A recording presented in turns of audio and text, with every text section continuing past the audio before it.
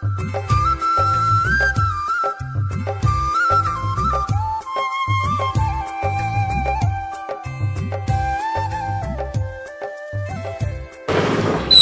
കണ്ടോ അവനെ? ഓ കണ്ടില്ല, ഞാൻ തപ്പ പോലെ ഇല്ല.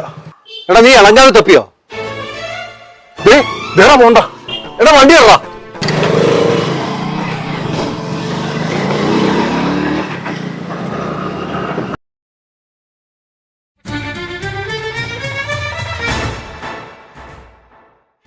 എന്താണ് രണ്ടുപേരും കൂടി? നിന്നെ തിരക്കി ഇളക്കിയായിരുന്നു ഞങ്ങള്. എടാ നിന്നെ എവിടെയൊക്കെ തിരക്കി നടന്നു അറിയാവോ? എടാ നിന്റെ പോക്കറ്റ് മൊബൈലിൽ കിടക്കണം. ഞാൻ എത്ര പ്രാവശ്യം വിളിച്ചടാ, ഒന്ന് ഫോൺ എടുക്കാൻ മേലെ നിനക്ക്. എന്താടാ കാര്യം പറ. സ്വപ്ന വീട്ടിലേക്ക് എനിക്ക് കുറച്ച് സാധനങ്ങൾ വാങ്ങിക്കാനുണ്ടായിരുന്നു.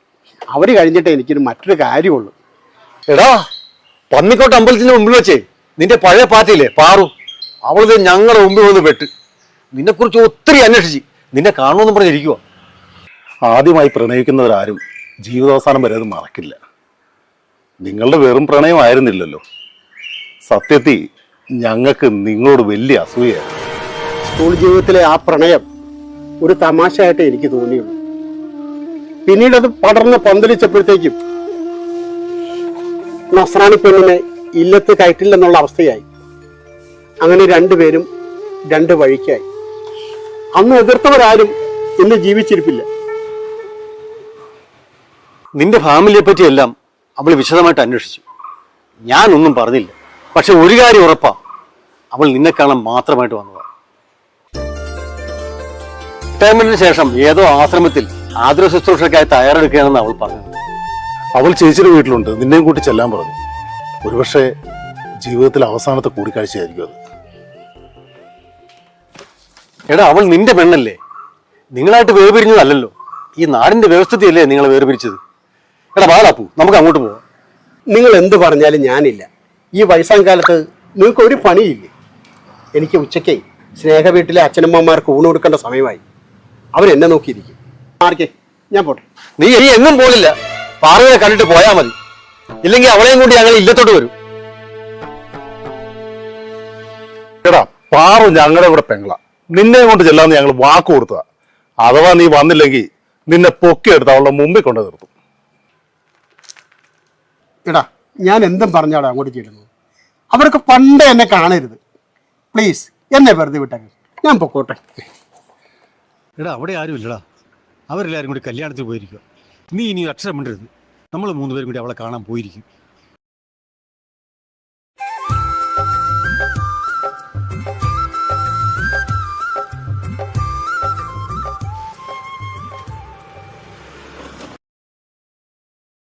കോളേജ് മുറ്റത്തൊരു കാലം, പ്രണയം പൂവിട്ട കാലം. നോക്കുകളാൽ നമ്മൾ കഥകൾ പറഞ്ഞു, നെഞ്ചോരം മോഹങ്ങൾ പങ്കുവച്ചു. വളരുന്നു നമ്മളെന്ന സത്യം മധുരമാം നോവായി മാറുമോ?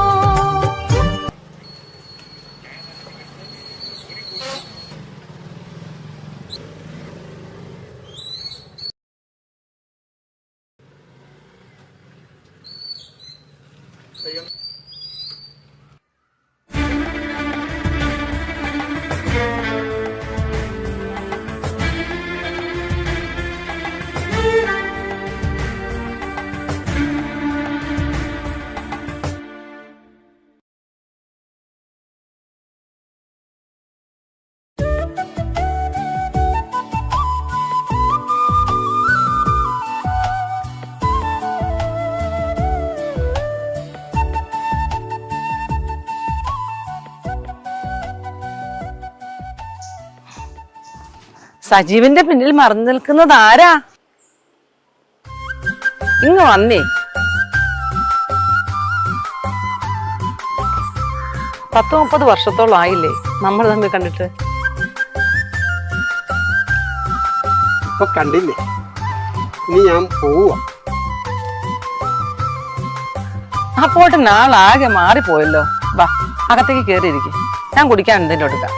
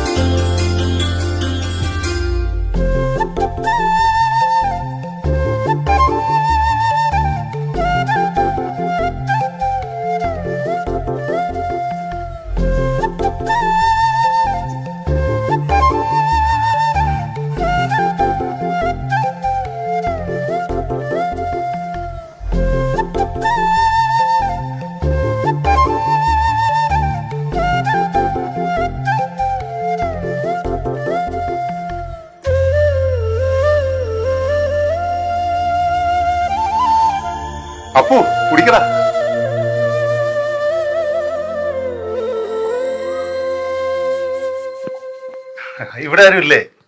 അവരെല്ലാരും കല്യാണത്തിന് പോയിരിക്കുക. അമ്മ നിങ്ങൾ സംസാരിച്ചിരിക്കും, ഞങ്ങൾ പുറത്തിരിക്കാം.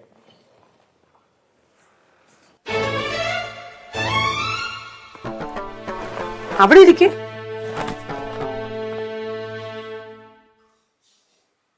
ഒന്ന് ചിരിച്ചേ. എന്നെ ഓർക്കാറുണ്ടോ?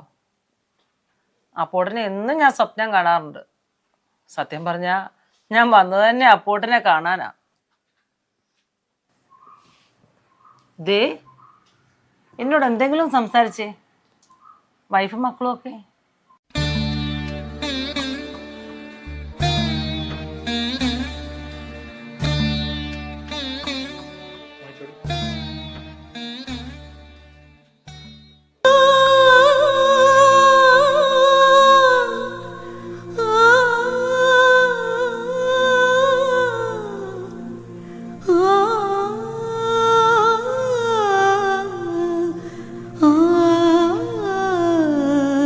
മറ്റൊരു വിവാഹത്തെ പറ്റി ഞാൻ ചിന്തിച്ചിട്ട് പോലും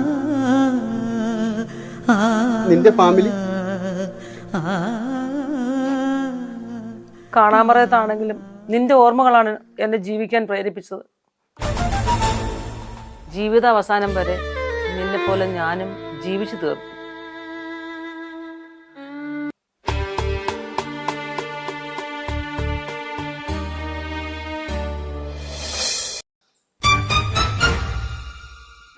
എന്റെ ഇല്ലത്ത് ഞാൻ മാത്രമല്ല, ആർക്കും വേണ്ടാതെ തെരുവിൽ അലഞ്ഞു തിരിഞ്ഞു നടന്ന 10ഓളം അച്ഛനമ്മമാർ എനിക്ക് കൂട്ടുന്നു.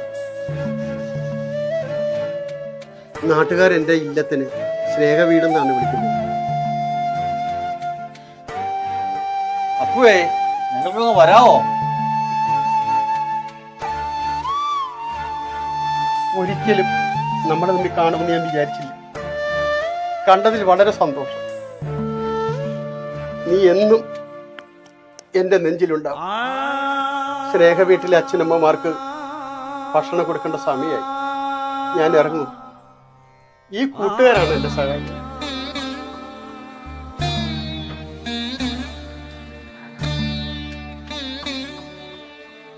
നാളത്തെ മോർണിംഗ് ഫ്ലൈറ്റിന് ഞാൻ പോവും. അപ്പോട്ടിന് എന്തെങ്കിലും ഉണ്ട് പറയാനുണ്ടോ?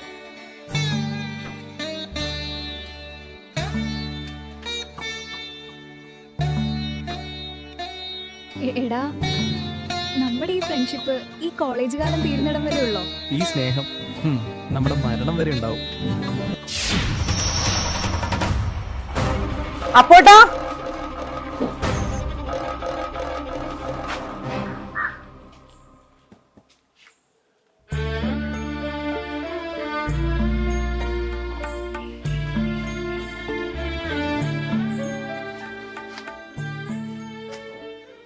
വീട്ടിലെ അപ്പോട്ടൻ താങ്ങും തള്ളവായി കൂട്ടിരിക്കാൻ എന്നെയും കൂടി കൊണ്ടുപോകുമോ?